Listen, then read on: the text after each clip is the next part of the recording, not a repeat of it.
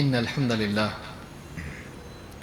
نحمده ونستعينه ونستغفره ونعوذ بالله من شرور أنفسنا ومن سيئات أعمالنا من يهده الله فلا مضل له ومن يضلل فلا هادي له وأشهد أن لا إله إلا الله وحده لا شريك له وأشهد أن محمدا عبده ورسوله أما بعد فإن خير الحديث كتاب الله وخير الهدي هدي محمد صلى الله عليه وعلى آله وسلم وشر الأمور محدثاتها وكل محدثة بدعة وكل بدعة ضلالة وكل ضلالة في النار. قال الله تبارك وتعالى يثبت الله الذين آمنوا بالقول الثابت في الحياة الدنيا وفي الآخرة. میرے محترم دینی بھائیوں، نوجوان ساتھیوں اور قابل احترام ماں اور بہنوں، قرآن کریم میں اللہ رب العالمین نے اہل ایمان کے بارے میں بتایا کہ اللہ تعالیٰ اہل ایمان کو ایک مضبوط قول کی بنا پر دنیا میں بھی جماتا ہے اور آخرت میں بھی۔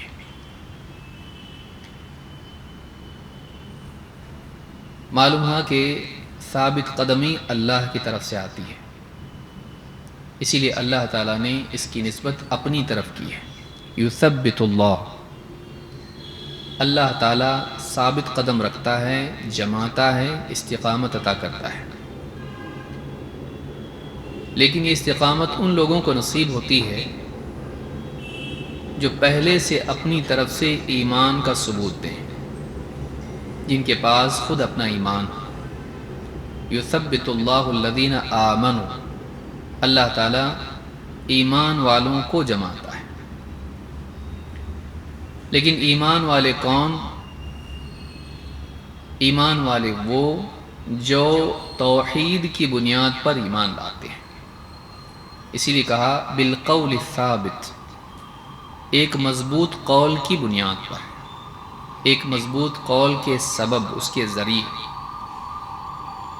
عام طور سے مفسرین نے، جن میں ابن عباس رضی اللہ تعالیٰ عنہ بھی ہیں، انہوں نے اس القول الثابت کا معنی ذکر کیا ہے۔ اس سے مراد لا الہ الا اللہ ہے، یہ کلمہ توحید ہے۔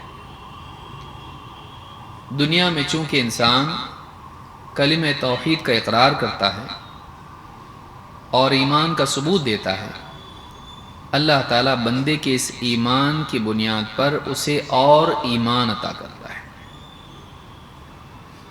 ہدایت کی بنیاد پر اور ہدایت ملتی ہے، ایمان کی بنیاد پر اور ایمان ملتا ہے۔ جب بندہ معلوم کے مطابق یقین کرتا ہے، ایمان لاتا ہے، اللہ تعالیٰ اس کے ایمان میں اور اضافہ کرتا ہے۔ والذین اہتدوا زادہم ھدی وآتاہم تقواہم، جو لوگ ہدایت کو قبول کرتے ہیں، اللہ تعالیٰ ان کی ہدایت کو اور بڑھاتا ہے اور انہیں ان کا تقوی، ان کا بچاؤ عطا کرتا ہے۔ وَيَزِيدُ اللَّهُ الَّذِينَ اهْتَدَوْا هُدًى، جن لوگوں نے ہدایت قبول کی، ہدایت کو اپنایا، اللہ ان کی ہدایت کو اور بڑھاتا ہے۔ تو جو انسان اللہ کی بات پر ایمان رکھتا ہے، اللہ تعالیٰ اس کے ایمان میں اور اضافہ کرتا ہے، بشرطے کہ وہ ایمان توحید کی بنیاد پر ہو۔ اگر ایمان توحید سے عاری ہو تو ایمان کے باوجود ایک انسان مشرک کا مشرک باقی رہتا ہے۔ اسی لیے اللہ تعالیٰ نے فرمایا وَمَا يُؤْمِنُ أَكْثَرُهُمْ بِاللَّهِ إِلَّا وَهُمْ مُشْرِكُونَ۔ عرب کے لوگوں کے بارے میں، اہل مکہ کے بارے میں اللہ نے فرمایا ان میں سے اکثر کا حال یہ ہے کہ وہ ایمان لاتے ہیں لیکن پھر بھی مشرک کے مشرک ہیں۔ معلوم ہے کہ ایسا ایمان جو توحید والا نہ ہو نجات نہیں دلاتا، وہ اللہ کا مقرب نہیں بناتا، وہ انسان کو کامیاب نہیں کراتا ہے۔ اسی لیے یہاں پر کہا کہ یثبت اللہ الذین آمنوا بالقول الثابت فی الحیات الدنیا وفی الآخرہ، اللہ تعالیٰ ایمان والوں کو ایک مضبوط قول کلمہ توحید لا الہ الا اللہ کی بنیاد پر دنیا میں بھی جماتا ہے اور آخرت میں بھی۔ دنیا میں جو فتنے آتے ہیں، چاہے وہ فتنے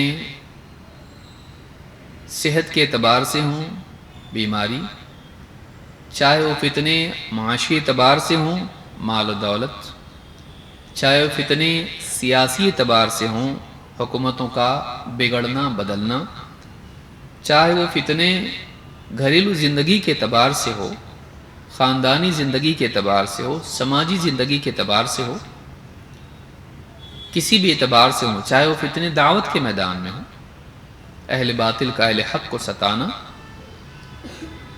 کسی بھی اعتبار سے فتنے، مصیبتیں، آزمائشیں آتی ہیں، اللہ رب العالمین اہل ایمان کو اس توحید کی بنیاد پر جماتا ہے دنیا میں۔ لیکن دنیا میں جمنے کا انعام مرنے کے بعد بھی ملتا ہے۔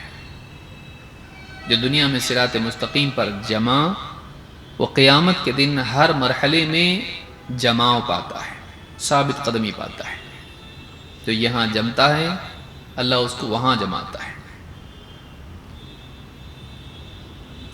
حشر کے میدان میں، پل صراط پر، اور اسی طرح سے تمام مراحل میں، حتیٰ کہ شروعات قبر کے مرحلے سے ہوتی ہے، یہاں بھی اللہ اس کو جماتا ہے۔ جب فرشتے آتے اس سے 3 سوال پوچھتے ہیں، من ربک، ما دینک، من نبیک، تیرا رب کون، تیرا دین کیا، تیرے نبی کون؟ تو مرنے کے بعد یہ پہلی آزمائش، پہلا امتحان جب آتا ہے، جس کو قبر کا فتنہ اور قبر کی آزمائش ہم کہتے ہیں، اللہ تعالیٰ اس میں بھی جماتا ہے۔ لیکن دنیا میں جمنا آخرت میں جمنے کا ذریعہ بنتا ہے۔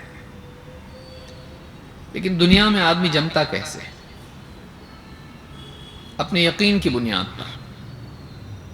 اگر دنیا میں اللہ کی بات پر یقین ہو، رسول کی بات پر یقین ہو، دین اسلام کے حق ہونے پر یقین ہو، تو یہی یقین موت کے بعد قبر میں کام آتا ہے۔ یقین۔ اسی لیے حدیث میں ہے کہ جب فرشتے آتے ہیں، سوال پوچھتے ہیں، اور جب بندہ سوالات کے جوابات دے دیتا ہے قبر میں، تو فرشتے کہتے ہیں اس سے، علی الیقین کنت وعلیہ مت وعلیہ تبعث انشاءاللہ۔ فرشتے اس سے کہتے کیا ہیں؟ علی الیقین کنت، تو دنیا میں یقین ہی پر جیا،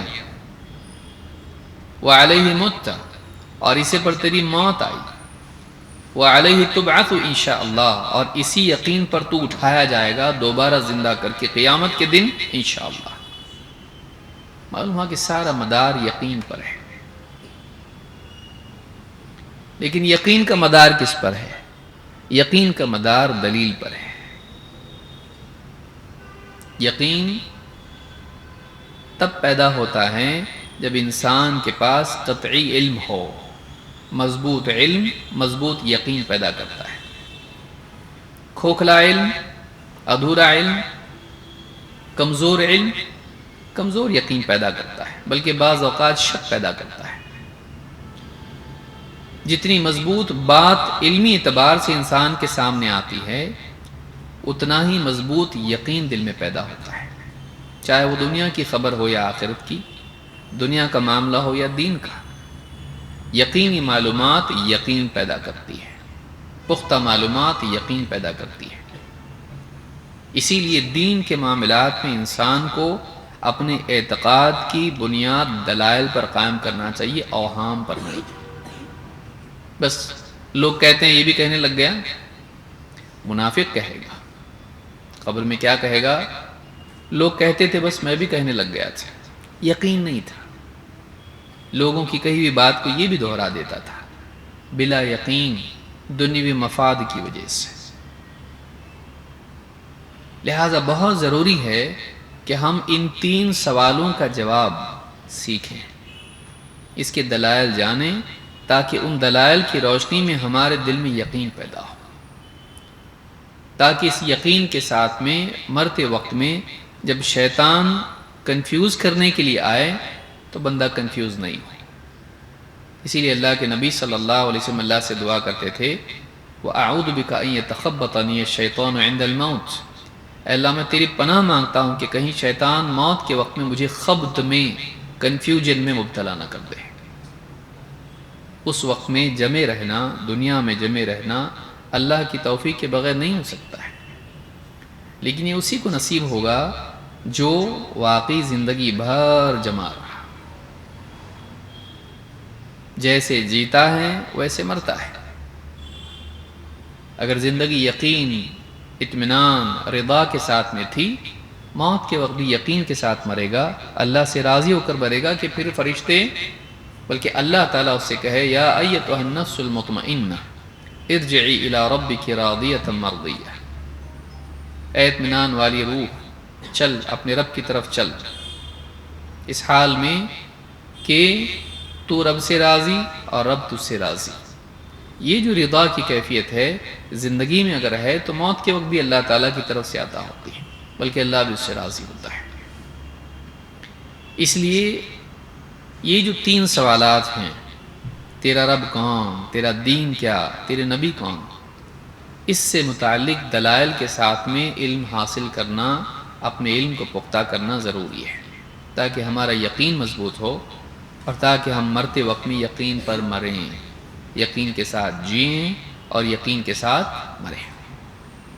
اور یہ سلسلہ ہمارا جو کافی زمانے سے چل رہا ہے، کہ یہ دروس اس میں ہو چکے ہیں، اس کا مقصد یہی ہے کہ ہم اس کی ہر بات کو دلیل کے ساتھ جانیں تاکہ ہمارا یقین پختہ ہو۔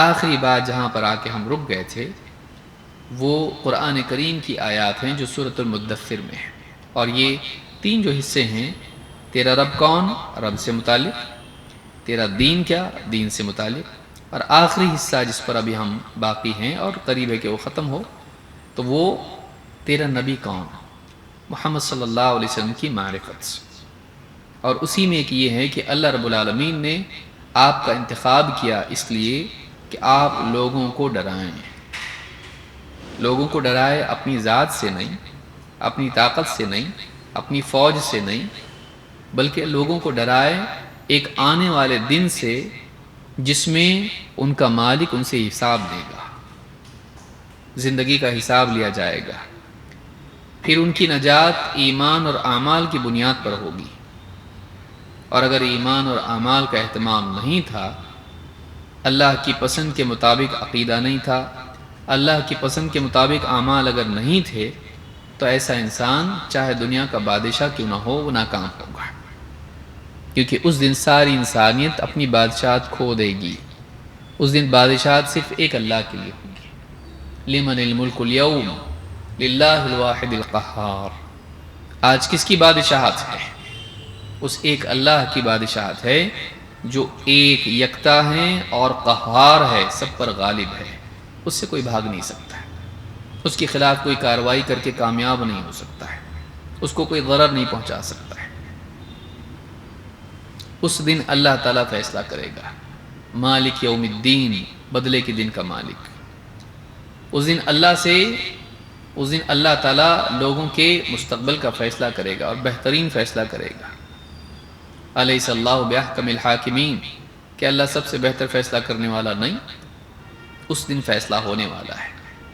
اس سے پہلے انسان کے لیے ضروری ہے کہ وہ آج اپنی تیاری کرے، اور یہی ڈرانے کے لیے نبی صلی اللہ علیہ وسلم آئے، اور آپ سے پہلے جتنے نبی آئے وہ سب اسی چیز سے ڈراتے تھے۔ انی لکم منہ نذیر مبین، میں اللہ کی طرف سے تمہیں کھلے طور پر ڈرانے کے لیے آیا ہوں۔ تو یہ جو ڈرانا ہے یہ برے انجام سے ڈرانا ہے، خیر خواہی کی بنیاد پر۔ انبیاء لوگوں کا بھلا چاہتے ہیں، وہ چاہتے ہیں کہ لوگ برباد نہ ہوں، اس وجہ سے وہ انہیں ایک نقصان سے ڈراتے ہیں تاکہ وہ خبردار ہو جائیں اور اپنی اصلاح کریں۔ اسی لیے اللہ تعالیٰ نے قرآن کریم میں سورہ المدثر کی آیات نازل کی۔ اللہ نے فرمایا یا ایھا المدثر قم فانذر وربک فکبر وَثِيَابَكَ فَطَهِّرْ وَالرُّجْزَ فَاهْجُرْ۔ اے چادر میں لپٹنے والے، المدثر، دثر، دثرونی، اللہ کے نبی صلی اللہ علیہ وسلم جب ڈرے ڈرے گھر آئے تھے کہا مجھے چادر اڑا دو۔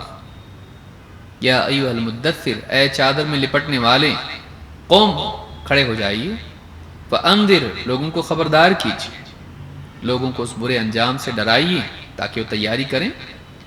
جب انجام برا سامنے ہوتا ہے تو انسان اس سے بچاؤ کے لیے کوشش کرتا ہے۔ قم فانذر وربک فکبر، اور اپنے رب کی بڑائی بیان کیجیے۔ والرجز وثیابک فطہر، اور اپنے کپڑوں کو پاک رکھیے۔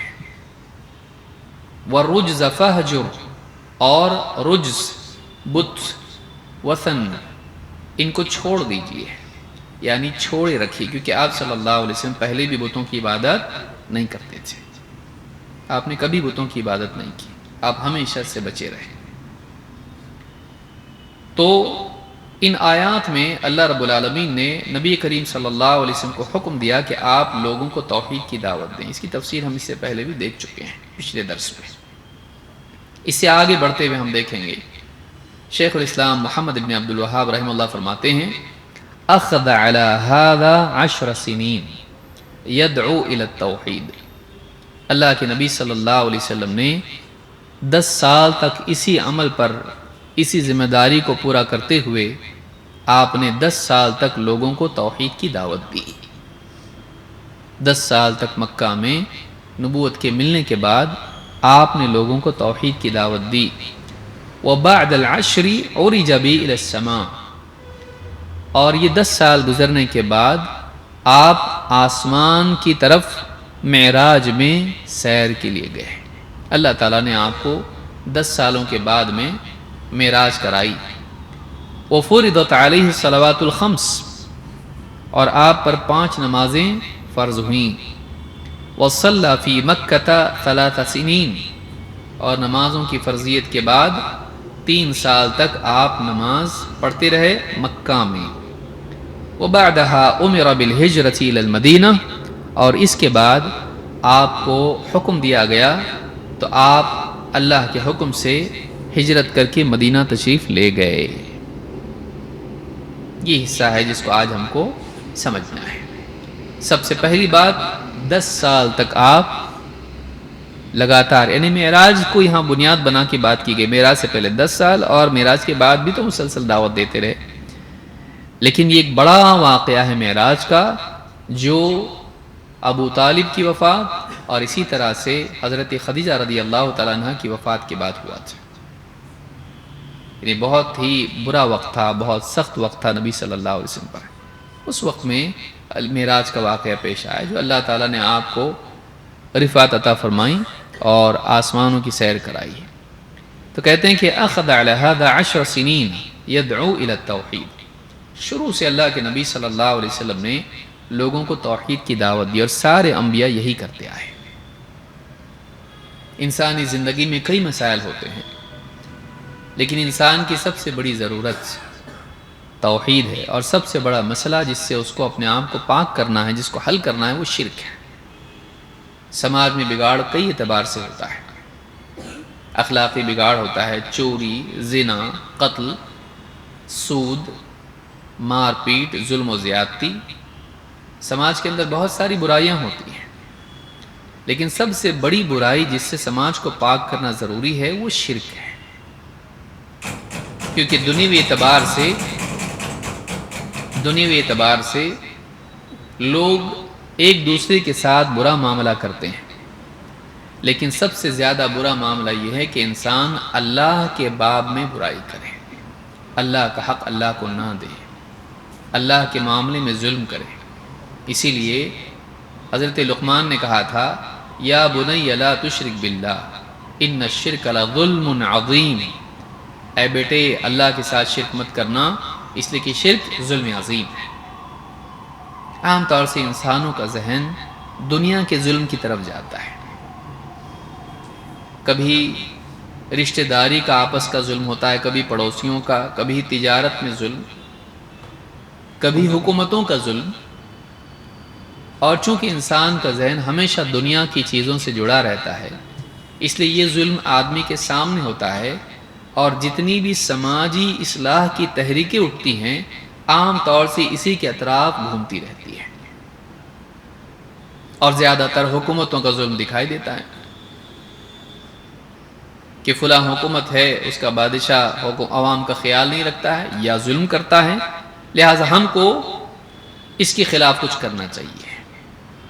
عام طور سے ذہنوں میں یہ بات ہوتی ہے، اور بڑا طبقہ انسانیت کا ہمیشہ سیاسی تحریکوں میں پھنسا رہتا ہے۔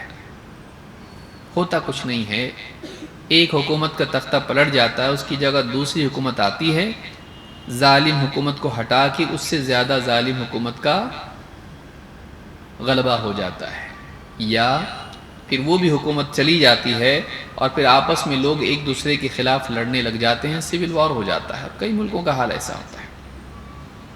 عام طور سے انسان اسی ظلم کو جانتا ہے، لیکن ایک بڑا ظلم ہے جو اللہ کے باب میں ہے،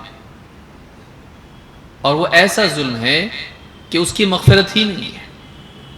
اگر اس ظلم کے ساتھ انسان دنیا سے چلا جائے، شرک کے ساتھ دنیا سے چلا جائے، تو ہمیشہ کی جہنم اس کی سزا ہے، ہمیشہ کی۔ آپ دیکھیے قتل ہے، ایک آدمی اس نے 99 قتل کیے، اس کے بعد 100واں بھی کر دیا، وہ بھی ایک عابد کا قتل کیا، نیک انسان کا، لیکن اس کے باوجود چونکہ اس کے دل میں جذبہ تھا حقوق العباد،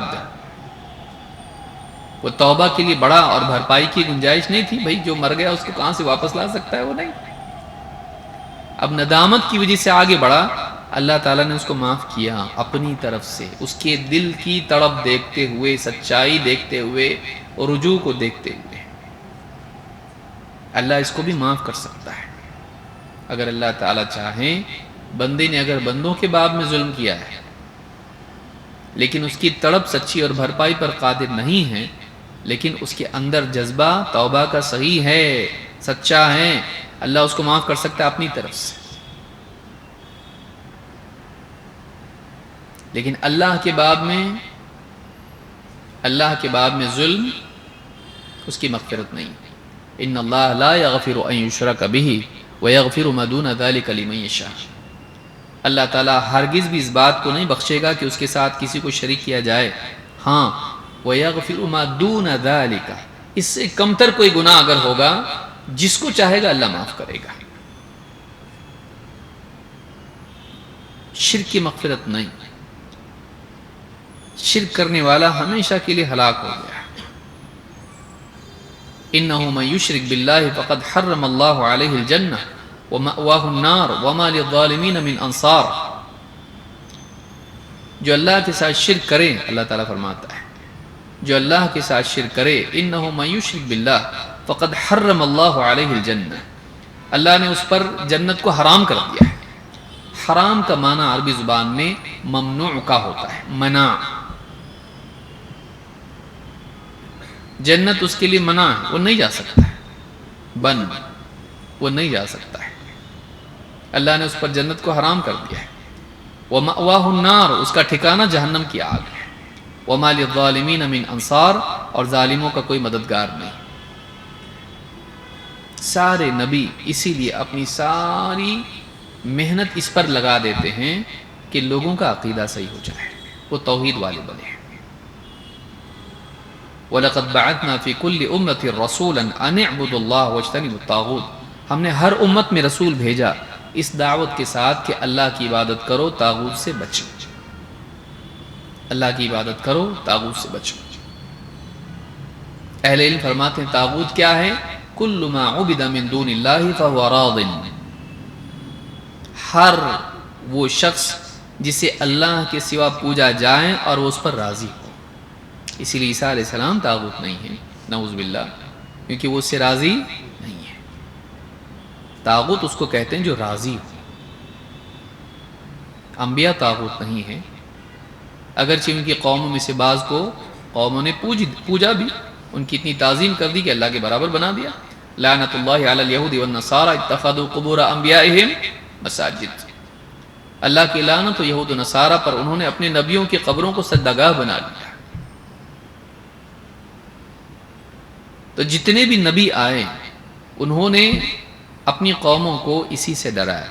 رسول اکرم صلی اللہ علیہ وسلم ساری انسانیت کے لیے نبی اور رسول بنا کر بھیجے گئے، اور آپ کا پیغام بھی یہی تھا شروع سے لے کے آخر تک. قل انما انا بشر مثلکم یوحى الی انما الہکم الہ واحد فمن كان يرجو لقاء ربه فليعمل عملا صالحا ولا يشرك بعبادة ربه احدا. اے نبی آپ کہیے، علانیہ طور پر آپ کو حکم دیا گیا کہ آپ اس میسج کو پہنچاؤ. قل انما انا بشر مثلکم، اے نبی آپ کہیے کہ میں بھی تمہاری طرح ایک بشر ہوں، اس لیے کہ شرک کی بنیاد صالحین کے باب میں غلو ہے.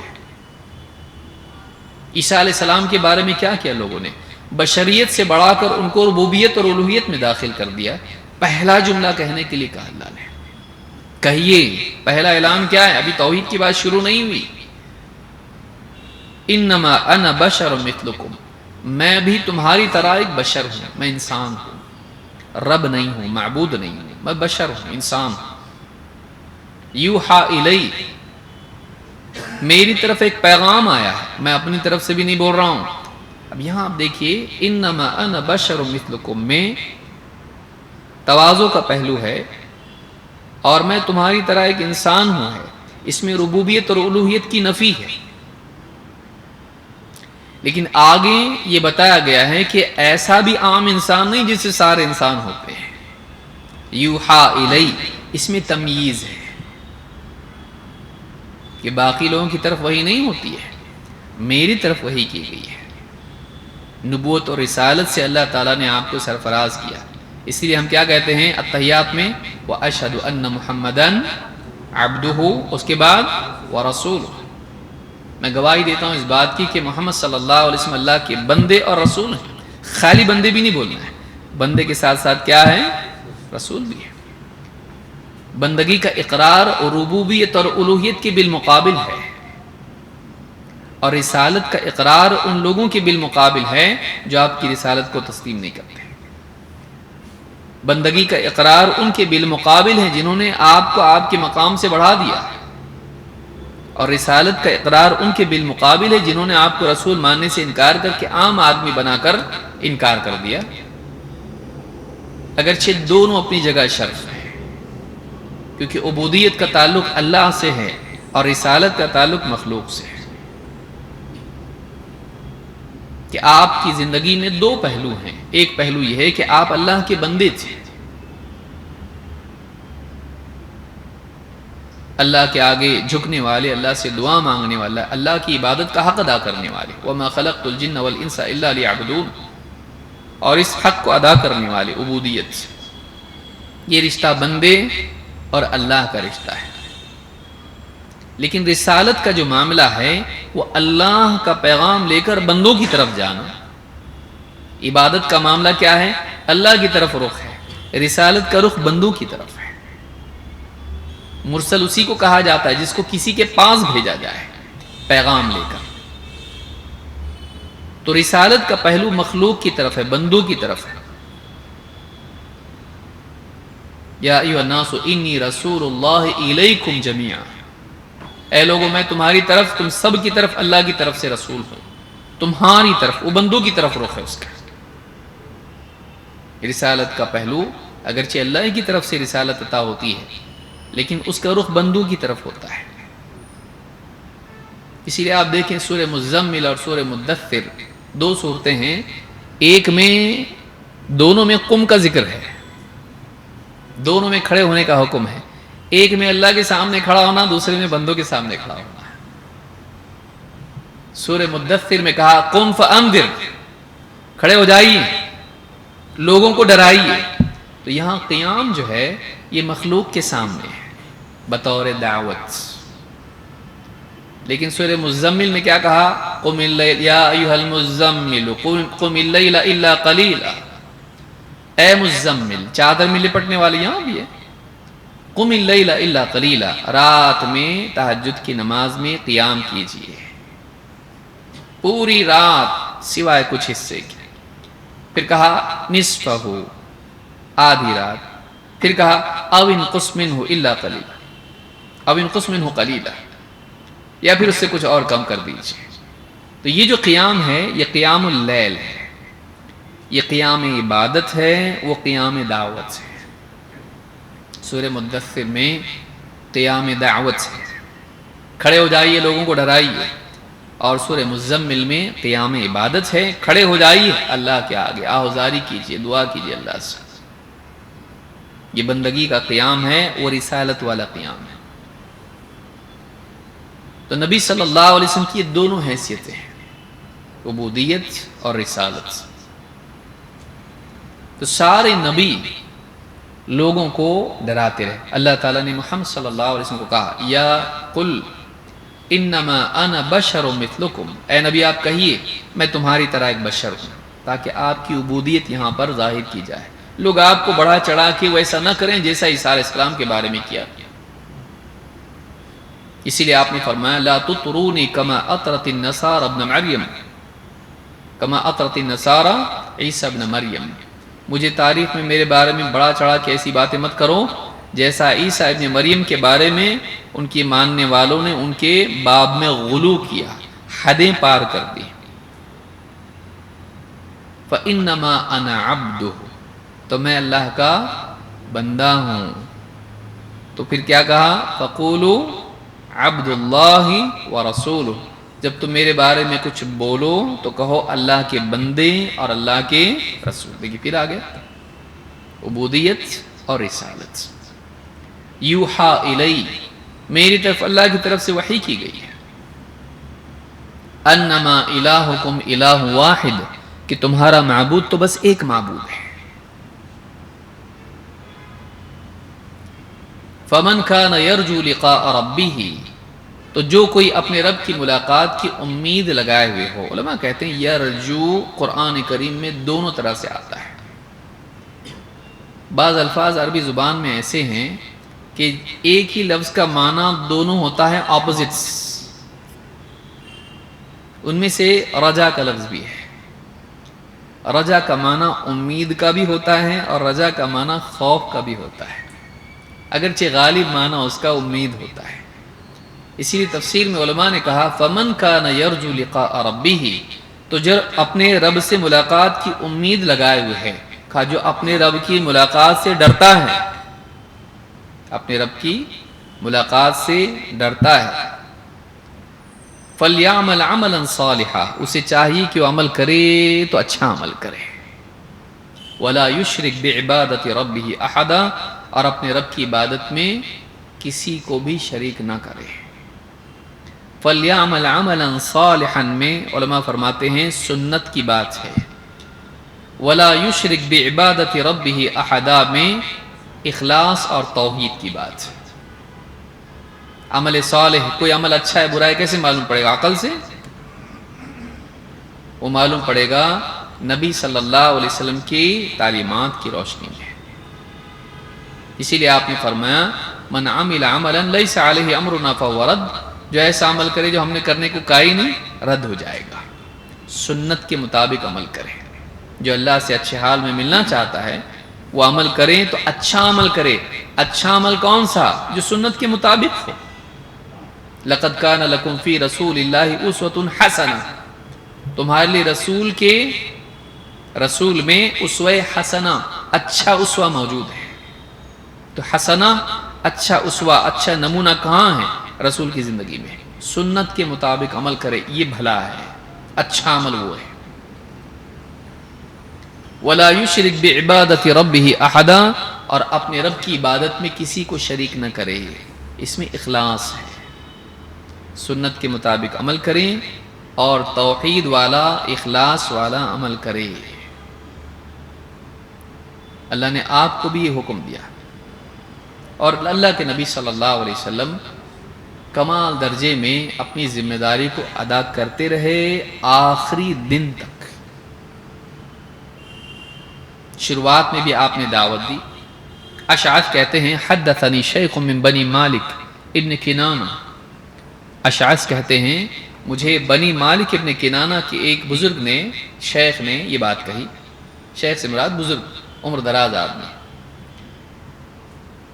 کہتے ہیں کہ رأیت، یہ صحابی ہیں، کہتے رأیت رسول اللہ صلی اللہ علیہ وسلم بسوق دل مجاز، میں نے اللہ کے رسول صلی اللہ علیہ وسلم کو ذل مجاز کے بازار میں دیکھا، یتخللھا، آپ لوگوں کے درمیان سے جا رہے تھے، لوگوں کی بھیڑ میں آپ چل رہے تھے، یقول یا ایھا الناس قولوا لا الہ الا اللہ تفلحوا، اور آپ پکار لگا رہے تھے اے لوگو کہو اللہ کے سوا کوئی عبادت کے لائق نہیں، تم کامیاب ہو جاؤ گے۔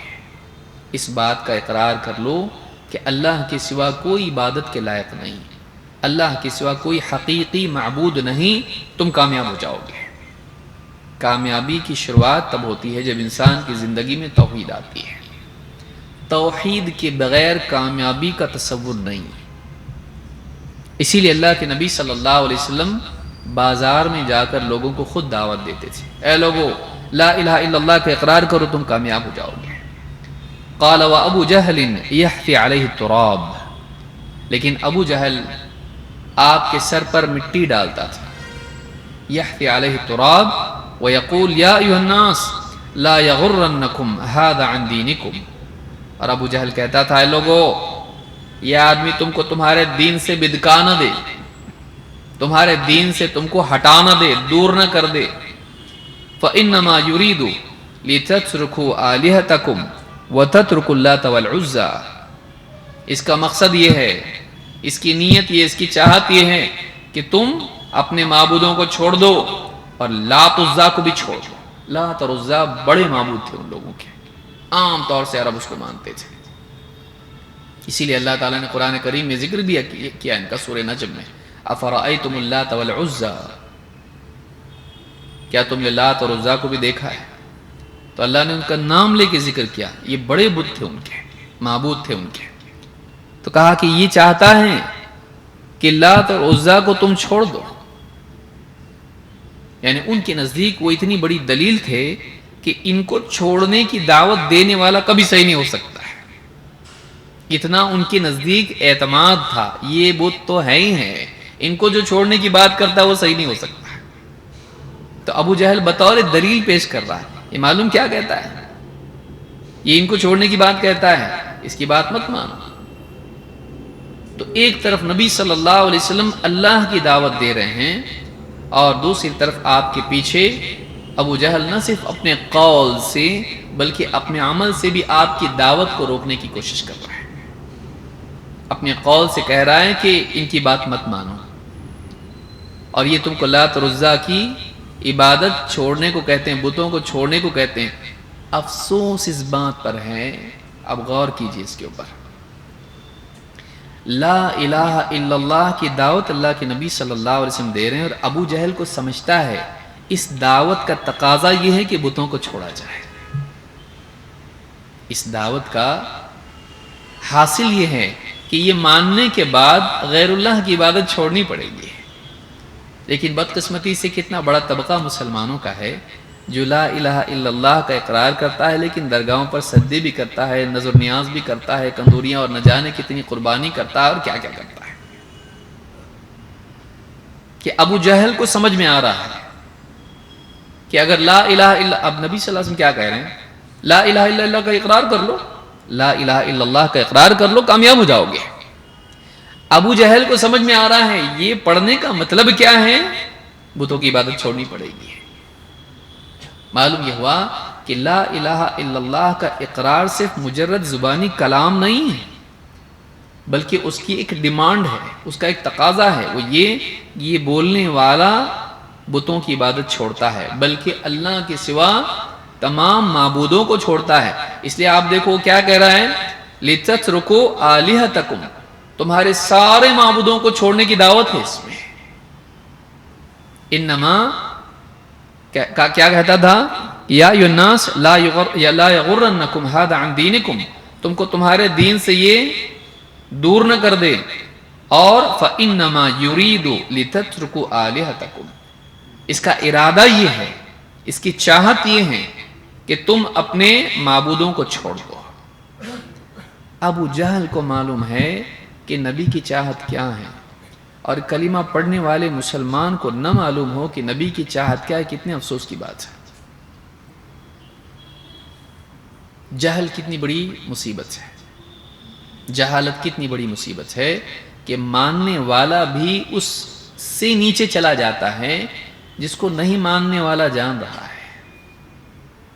وہ یوں ہی آپ کا انکار کرتے تھے، خالی کلمہ پڑھ لو تو کامیاب ہو جائیں گے، بس اتنا ہی معلوم تھا، ان کو معلوم تھا اس کلمے کا مطلب یہ ہے کہ اللہ ہی کی عبادت کی جائے، اللہ کے سوا جن کو پوجا جاتا ہے ان سب کو چھوڑا جائے، اور اللہ کے نبی صلی اللہ علیہ وسلم کی دعوت تھی یہ۔ آپ نے خود فرمایا من قال لا الہ الا اللہ وکفر بما یعبد من دون اللہ حرم مالہ ودمہ وحسابہ علی اللہ، جس نے لا الہ الا اللہ کہا اور اللہ کے سوا جن کو پوجا جاتا ہے ان کا انکار کیا، ان کے معبود ہونے کا انکار کیا، اس کا حرم مالہ ودمہ، اس کا مال اور اس کا خون محترم ہو گیا۔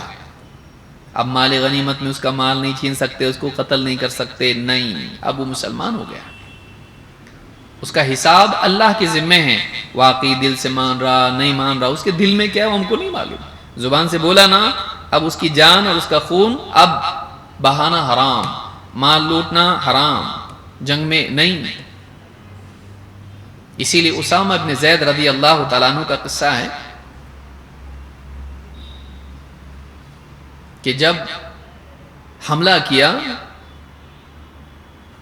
ایک علاقے میں گیا، وہاں کفار مشرکین تھے، حملہ کیا اور لڑائی ہوئی، اور ان میں سے ایک آدمی تھا بہت ایکسپرٹ تھا لڑنے میں، کہتے ہیں میں اور میرے ساتھ میں حضرت اسامہ ایک صحابی کہتے ہیں ہم دونوں کے دونوں لڑے اس سے، اور جیسے ہم اس پر غالب آئے اس نے فوراً کہا لا الہ الا اللہ۔ کہتے میں تو پیچھے ہٹ گیا لیکن حضرت اسامہ نے اس کو قتل کر دیا، برچھی تھی ان کے ہاتھ میں گھونپ دی، مر گیا وہ۔ میں نے کہا یہ بتاؤں گا میں اللہ کے نبی کو، اور بتایا انہوں نے، اللہ کے نبی صلی اللہ علیہ وسلم نے بلایا ان کو، کہا اس کے لا الہ الا اللہ کہنے کے بعد بھی قتل کر دیا اس کو؟ کہ اللہ کے رسول اس نے جان بچانے کے لیے اس نے ایسا کیا تھا۔ آپ نے کہا اس کا سینہ چیر کے کیوں نہیں دیکھ لیا تم نے کہ واقعی اس نے جان بچانے کے لیے کہا تھا یا واقعی سچے کہا تھا؟ اور اے اسامہ اس کے لا الہ الا اللہ کا قیامت کے دن کیا جواب دے گا؟ اب بار بار یہ کہتے رہے کہ قیامت کے دن اس کے لا الہ الا اللہ کا کیا جواب دے گا؟ تو اسامہ کہتے ہیں مجھ کو ایسا لگا کاش کہ میں آج مسلمان ہوا ہوتا، اس سے پہلے مسلمان نہیں ہوتا، یعنی اگر آج ہوا ہوتا تو پچھلے سارے گناہ معاف ہو گئے ہوتے، جو میں نے قتل کیا وہ سب ڈیلیٹ۔ ان الاسلام یہدم ما کان قبلہ، اسلام اس سے پچھلے پورے گناہوں کو ڈھا دیتا ہے۔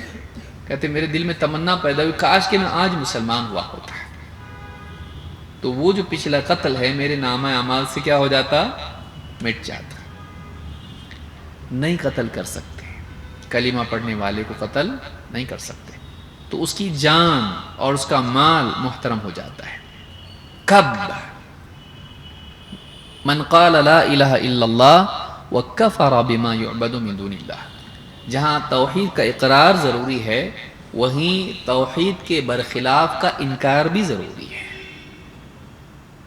اور اسی میں تو کلمہ ہمارا ہے، ایسا ہی تو کلمہ ہے نا۔ کلمہ شروع کیسے ہوتا ہے؟ لا الہ الا اللہ، اشہد ان لا الہ الا اللہ، میں گواہی دیتا ہوں کہ کوئی عبادت کے لائق نہیں سوائے اللہ کے، تو اس میں انکار ہے نا۔ کس کا انکار ہے؟ اللہ کے سوا جن کو پوجا جاتا ہے سب کا انکار ہے، چاہے وہ نبی ہو، رسول ہو، فرشتہ ہو، ولی ہو، پیڑ پودے، سورج چاند ستارے، کچھ بھی ہو، پتھر، تعویذ، گنڈے، پر نہ جانے کتنی جنات، سب کچھ، شیاطین، سب کا انکار ہے اس میں، اللہ کے سوا کوئی عبادت کے لائق نہیں ہے۔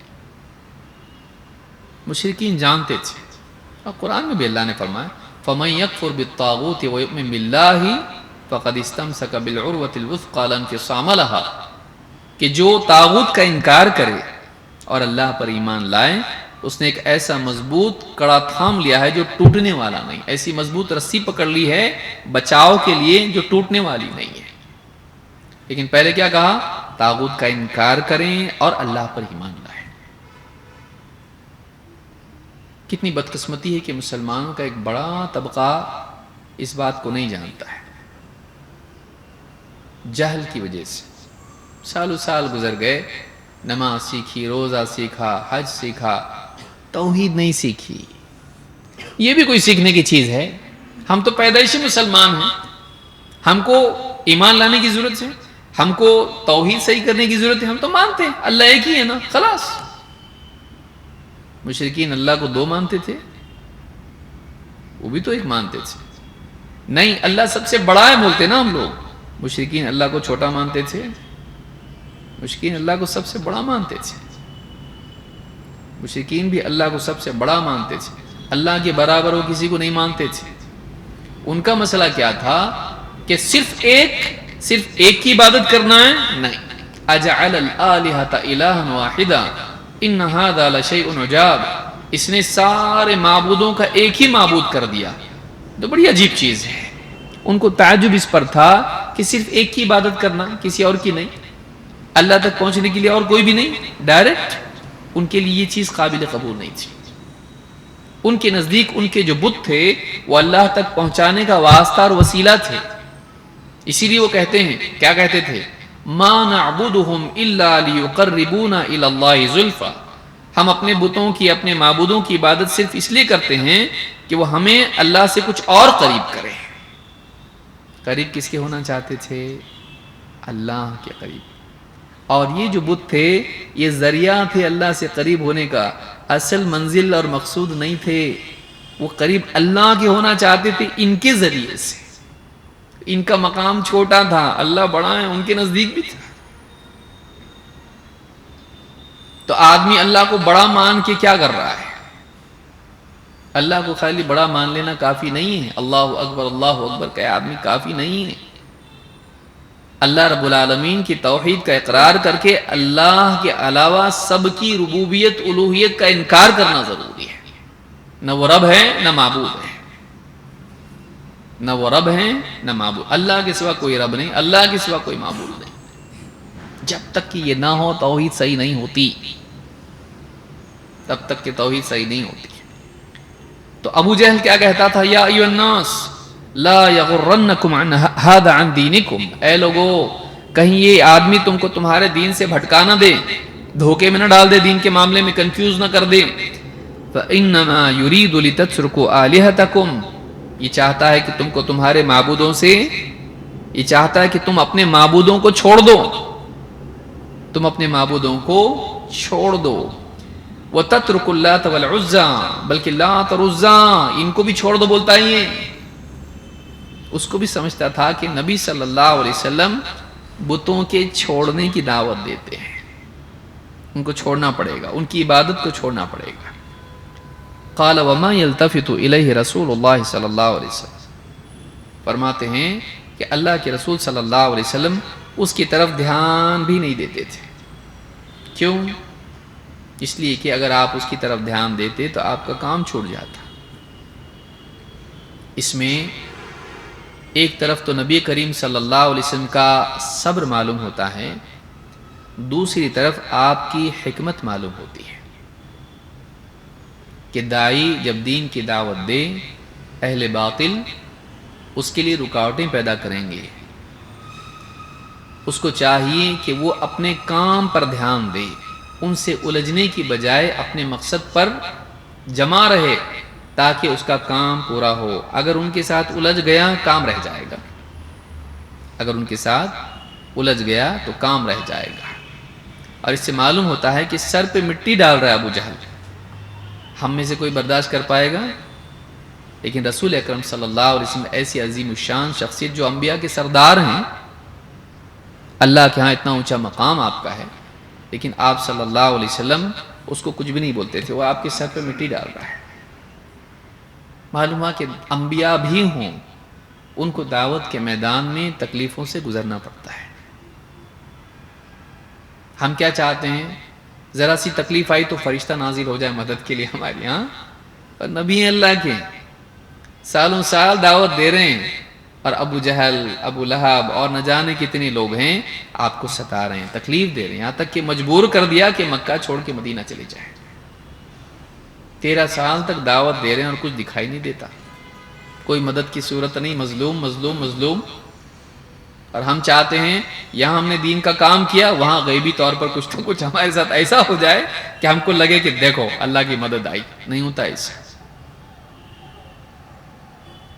زمانہ لگانا پڑتا ہے انسان کو، پھر آدمی دیکھتا ہے کہ اللہ تعالیٰ اس کے لیے اسباب پیدا کر رہا ہے اس کی دعوت کی قبولیت کے لیے. لمبی دوڑ کے لیے تیار رہنا چاہیے انسان کو. یہاں بٹن دبا یہاں رزلٹ آ گیا، ایسا نہیں ہوتا. تو نبیوں کو بھی تکلیف اٹھانی پڑتی ہے. یہ نہیں کہ آپ کے ساتھ ایک فرشتہ چل رہا ہے اور کوئی بھی ستانے گیا تو ہاں اس کو بالکل روک دے رہا ہے، نہیں ہوتا ایسا. نبیوں کے سردار ہیں، ان کو بھی تکلیف اٹھانی پڑتی ہے. زمینی قانون ہے، انبیاء کو اس سے گزرنا پڑتا ہے. بیار و مددگار ان کو ویسے چلنا پڑتا ہے. وہ اللہ پر توکل کر کے تکلیفیں برداشت کرتے ہیں، تب جا کر بعد والوں کے لیے اسوہ بنتے ہیں. ورنہ بعد والے کہیں گے ان کو تو سیکیورٹی گارڈ تھے، ہم کو کون ہے؟ بعد والے کیا کہیں گے؟ بھائی انبیاء کی تو حفاظت ہوتی تھی، ان کے لیے بہت آسان تھا، اور ہم اکیلے پٹائی ہو جائے گی ہماری. انبیاء کو اللہ گزارتا ہے اس سے تاکہ بعد والوں کے لیے وہ نمونہ بنے. دیکھو اتنے بڑے ہو کے، اتنے عظیم الشان نبی ہو کے بھی، اتنا مقام ہو کے بھی، اتنے اچھے خاندان کے تھے، وہ ہر اعتبار سے اچھے تھے، تکلیف اٹھانی پڑی نا ان کو بھی. تم بھی تیار رہو اس کے لیے. ورنہ ان کے لیے اگر آسانیاں ہوتی اور بعد والوں کو مجاہدے کی دعوت اللہ دیتا، لوگ بولتے ہیں ہمارے بس کی بات نہیں، ان کی تو سیکیورٹی تھی، ہم کو بھی دو، اسی ہم پھر کرتے. نہیں، ان کو ہم سے زیادہ تکلیفیں ہوتی ہیں، انبیاء کو ہم سے زیادہ ستایا جاتا ہے. لہٰذا یہ جو روایت ہے، امام احمد نے اس کو روایت کیا ہے، اس سے معلوم ہوتا ہے کہ نبی صلی اللہ علیہ وسلم اس زمانے میں دعوت دیتے تھے. اور ایک روایت دیکھیے، ربیع ابن عباد الدیلی کہتے ہیں رأیت رسول اللہ صلی اللہ علیہ وسلم یطوف علی الناس بمنی فی منازلہم. اللہ کے رسول صلی اللہ علیہ وسلم منا میں لوگوں کے خیموں میں جا جا کر ان کو دعوت دیتے تھے.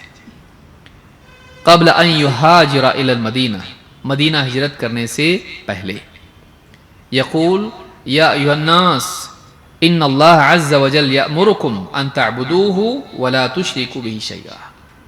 آپ لوگوں سے کہتے اے لوگو، اللہ عز وجل نے تم کو حکم دیا ہے کہ تم اس کی عبادت کرو، کہ تم اس کی عبادت کرو، ولا تشرکوا بہ شیئا، اور اس کے ساتھ کسی چیز کو بھی شریک نہ کرو. اللہ نے تم کو حکم دیا ہے کہ تم اللہ کی عبادت کرو، بس نہیں، عبادت کرو اور اس کے ساتھ کسی چیز کو شریک نہ کرو. ایک ہے اثبات اور دوسرا ہے نفی. ایک ہے کرو، دوسرا ہے مت کرو. یہ دونوں جمع ہو کے توحید بنتا. اللہ کی عبادت کرو اور عبادت میں شریک مت کرو، تب جا کر بات پوری ہوتی ہے. یہ نہیں کہ اللہ کی عبادت کرو اور معاملہ ختم ہو گیا، نہیں، اللہ کی عبادت کرو اور اللہ کی عبادت میں شریک مت کرو. یس بھی ہے، نو بھی ہے. اسی طرح کلمے میں ہے لا الہ الا اللہ، کسی اور کی عبادت نہیں، صرف اللہ کی عبادت. اس کو نفی اور اثبات کہتے ہیں، انکار اور اقرار کہتے ہیں. تو کہا کہ آپ یہ دعوت دیتے تھے لوگوں کو، اے لوگوں، اللہ عز و جل کا تم کو حکم ہے کہ تم اللہ کی عبادت کرو اور اس کے ساتھ کسی چیز کو شریک مت کرو. قال ووراءه رجل، آپ کے پیچھے ایک آدمی تھا. یقول ھذا یأمرکم ان تدعوا دین آبائکم. پیچھے چلنے والا کیا کہتا تھا؟ یہ شخص یعنی محمد صلی اللہ علیہ وسلم کی طرف اشارہ کر کے کہتا تھا، لوگوں سے کہتا تھا یہ جو شخص ہے یہ تمہیں تمہارے باپ دادا کا دین چھوڑنے کو بول رہا ہے، تمہیں تمہارے باپ دادا کے دین کو چھوڑنے کی دعوت دے رہا ہے. فسألت من ھذا الرجل، کہتے ہیں کہ میں نے پوچھا یہ آدمی کون ہے جو پیچھے جا رہا ہے. فقیل ھذا ابو لہب، کیا کہا گیا کون ہے یہ؟ ابو لہب ہے. ابو لہب کون تھا؟ نبی صلی اللہ علیہ وسلم کا چچا تھا ابو لہب. تو ابو جہل کا آپ نے دیکھا، ابو لہب کا آپ نے دیکھا، امام احمد نے اس کو روایت کیا ہے۔ یہ دونوں روایتیں بتاتی ہیں کہ، اور آپ دیکھیے وہ کیا کہہ رہا ہے، یہ تم کو تمہارے باپ دادا کا دین چھوڑنے کی دعوت دے رہا ہے۔ اس سماج میں باپ دادا کا طور طریقہ، ان کا رسم و رواج ہی دین تھا، اور آج بھی کتنے لوگوں کا حال یہ ہے کہ جب انہیں کتاب و سنت کی طرف بلایا جاتا ہے، توحید کی طرف بلایا جاتا ہے، بدعات سے روکا جاتا ہے، سنت کی دعوت دی جاتی ہے، تو کیا کہتے ہیں، باپ دادا سے چلا آ رہا ہے ہم وہی کریں گے، کنڈے کریں گے، جھنڈے کریں گے، درگاہوں پہ جائیں گے، کندوری کریں گے، 11ویں کریں گے، 12ویں کریں گے، سب کریں گے ہم۔ کیوں؟ باپ دادا غلط تھے کیا؟ باپ دادا غلط تھے؟ نہیں۔ وہی آدمی باپ دادا جائیداد میں کچھ چھوڑ کے نہیں گئے تو ان کو لعنتیں کرے گا۔ باپ اگر کہہ دے بیوی کو طلاق دے دے تو نہیں سنے گا، باپ کو چھوڑ دے گا لیکن بیوی کو چھوڑے گا نہیں، بلکہ بے بیوی کو بھی نہیں چھوڑتا۔ لڑکا ہے کالج میں، فضولیات کا شکار ہے، ہاں دل میں تیر لگا ہوا ہے، اب اگر ماں باپ کیا دادا دادی بھی سمجھائے اس کو سنتا نہیں۔ بیٹے وہ لڑکی تیرے لائق نہیں ہے، صحیح نہیں ہے، وہ صرف تیرے ساتھ چکر نہیں ہے اس کا، چھوڑ اس کو، مت چکر میں پڑ اس کے، ہر دن کچھ نہ کچھ پیسے لیتا اور جا کے خرچہ کرتا ہوٹل میں، ادھر پارٹی ادھر پارٹی، ہاں کلب میں ادھر ادھر کھانا پینا، نہیں وہ لڑکی صحیح، تیرے پیسوں کے پیچھے پڑی ہوئی ہے، آج تیرے ساتھ ہے، آج اس ڈال پر ہے، کل دوسری ڈال پر رہے گی، مت چکر میں پڑ اس کے۔ سمجھ میں آتا؟ مجنوں کو لیلا ہمیشہ اچھی دکھائی دیتی، یہ حال ہے۔ اللہ تعالی حفاظت کرے ہمارے نوجوانوں کی، بچوں کی، بچیوں کی۔ عشق بازی کے چکر میں آدمی بعض اوقات مرتد بھی ہو جاتا ہے، اتنا دیوانہ ہوتا، نہیں سمجھ میں آتا۔ تو باپ دادا کا دین کے معاملے میں بڑا پابند رہتا، لیکن جیسے ہی اپنا معاملہ آ جاتا فوراً نہیں مانتا، تو اتنا بیوقوف نہیں رہتا آدمی، لیکن ایک بہانہ بنا لیتا ہے، باپ دادا کے غلط تھے کیا، باپ دادا غلط تھے کیا؟ غلط ہو سکتے ہیں، باپ دادا ہونا ان کو صحیح بنا دیتا، باپ دادا ہونا ان کو صحیح بنا دیتا ہے۔ اور ایک چیز سماج میں اگر بطور رسم و رواج چلی آ رہی ہے، چاہے وہ 10 نسلوں سے ہو، کیا اس کو صحیح بنا دیتا ہے؟ نہیں۔ کوئی چیز صحیح اور غلط کب ہوتی ہے؟ جب وہ اللہ کی وحی کی روشنی میں صحیح ہو، وہ قرآن کی روشنی میں صحیح ہو، سنت کی روشنی میں صحیح ہو، وہ صحابہ کے فہم کی روشنی میں صحیح ہو، ورنہ باپ دادا غلط بھی ہو سکتے ہیں۔ ایک آدمی بعض اوقات ایک غلط رسم بنا دیتا ہے، اس کی اولاد اسی کو کرتی رہتی ہے اور کئی نسلوں تک چلی جاتی ہے، جبکہ وہ سرے سے غلط ہوتی ہے۔ نوح علیہ السلام کے زمانے میں کیا ہوا؟ نوح علیہ السلام کے زمانے میں یہی ہوا کہ کچھ نیک لوگ سماج میں تھے، جب ان کی وفات ہو گئی تو شیطان نے دلوں میں وسوسہ ڈالا، دیکھو اتنے نیک لوگ تھے، ان کے مجسمے بناؤ، تصویریں بناؤ اور بیٹھک کی جگہوں پر ان کو نصب کرو، ان کو دیکھ کے تم کو عبادت کا جذبہ پیدا ہوگا۔ ان نیک لوگ تھے، ان کی یادگاریں قائم کرو، کیے، اور ان کی نیت اچھی تھی۔ انسپیریشن ہے ہمارے لیے، یہ کیا ہے ہمارے لیے؟ انسپیریشن ہے۔ ان کو دیکھ کے ہمارا جذبہ تازہ ہوتا ہے ایمان کا، ان کو دیکھ کے یاد آتا عبادت کرنا چاہیے، کتنے اللہ والے تھے یہ، کتنے نیک لوگ تھے، تو ان کا نیک پن ہم کو یاد آتا۔ لیکن جب وہ چلے گئے دنیا سے، کون؟ بنانے والے، باپ دادا بھی گئے، وہ تو گئے تھے، اللہ والے پہلے چلے گئے، ان کے بعد یہ جو بت بنانے والے، تصویریں بنانے والے، نصب کرنے والے، یہ پیڑھی بھی چلی گئی، تو آنے والی پیڑھی کو معلوم نہیں رہا یہ بنائے کیوں تھے انہوں نے۔ شیطان نے ان کے دلوں میں ڈالا، یہ جو بت ہے نا تمہارے باپ دادا نے اس لیے بنائے تھے کہ ان کے ذریعے سے بارش مانگیں، ان کے ذریعے سے مسائل تمہارے حل ہوں، وہ ان کو پوچھتے تھے۔ اور پھر بعد کی نسلوں میں سے جب علم ختم ہو گیا، اصل وجہ ختم ہو گئی، دین کا علم تو ویسے بھی ختم ہوا تھا، کیوں بنائے یہ بت اور کیوں نصب کیے، یہ معلومات بھی ضائع ہو گئی، تو بعد والوں نے انہی کو پوجنا شروع کیا۔ باپ دادا صحیح رہتے، پہلی گمراہی آئی ہی اس وجہ سے کہ باپ دادا کا علم نہیں تھا کہ کیوں کی، اور باپ دادا کو فالو کی اندھوں کی طرح سے۔ نوح علیہ السلام کی امت میں شرک اسی طرح سے تو آیا، آنکھ بند کر کے باپ دادا کے طور طریقوں کو اپنایا۔ تو ابو لہب کیا کہتا تھا؟ ہذا یأمرکم ان تدعوا دین آبائکم، یہ چاہتا ہے کہ تم اپنے باپ دادا کے دین کو چھوڑ دو، اپنے باپ دادا کے دین کو چھوڑ دو۔ یہ محمد صلی اللہ علیہ وسلم یہ چاہتے ہیں۔ باپ دادا کا دین اگر صحیح ہے تو اس کی پیروی کرنا چاہیے، جیسے یوسف علیہ السلام نے کہا تھا ہم اسی توحید کے راستے پر ہیں، میں، میرے باپ دادا اور ہمارے سارے لوگ۔ تو یہ اگر توحید والے ہیں، دین اسلام پر ہیں، حق پر ہیں، علم پر ہیں، دلیل پر ہیں، سنت پر ہیں، کیوں نہیں؟ باپ دادا کے دین پر چلنا چاہیے، لیکن وہ سنت ہونے کی وجہ سے، وہ توحید ہونے کی وجہ سے، قرآن و سنت ہونے کی وجہ سے اس پر چلنا ہے، نہ کہ باپ دادا ہیں اس وجہ سے۔ یوسف علیہ السلام کے باپ دادا کون تھے؟ انبیاء تھے، ہمارے ہیں۔ سوچیے، بعض اوقات آدمی ان کی دلیل، یوسف علیہ السلام بھی تو بولے نا میں اپنے باپ دادا کے دین پر ہوں۔ ہاں لیکن وہ سارے نبی تھے، تیرے باپ دادا نبی ہیں؟ ان کو تو دستخط کرنے بھی نہیں آتا تھا۔ ان کو دلیل بنائیں گے جن کو ٹھیک سے معلومات نہیں تھی دین کی، جن کو قرآن پڑھنا نہیں آتا تھا، جن کو پیشاب پاخانے کے مسائل معلوم نہیں تھے، آپ ان کو بنیاد بناؤ گے کہ تعزیہ بنا کے ان کے سامنے ناچنے والے، آپ ان کو دلیل بناؤ گے؟ قبروں پر جا کر یہاں سے سلاخ گھسا کے یہاں سے نکالنے والے، یہ دلیل ہے آپ کے لیے؟ علم دلیل ہے۔ اسی لیے اللہ تعالیٰ نے فرمایا اپنے نبی سے وَلَئِنِ اتَّبَعْتَ أَهْوَاءَهُمْ بَعْدَ الَّذِي جَاءَكَ مِنَ الْعِلْمِ مَا لَكَ مِنَ اللَّهِ مِنْ وَلِيٍّ وَلَا نَصِيرٍ۔ اللہ نے اپنے نبی کو تنبیہ کی ہے، جبکہ آپ صلی اللہ علیہ وسلم پابند تھے، لیکن بتایا گیا کہ جب ان کے لیے ہے تو بعد والوں کے لیے زیادہ بڑی چیز ہے۔ آپ کے ذریعے بعد والوں کو تنبیہ کی گئی، آپ کے ذریعے دوسروں کو تنبیہ کی گئی۔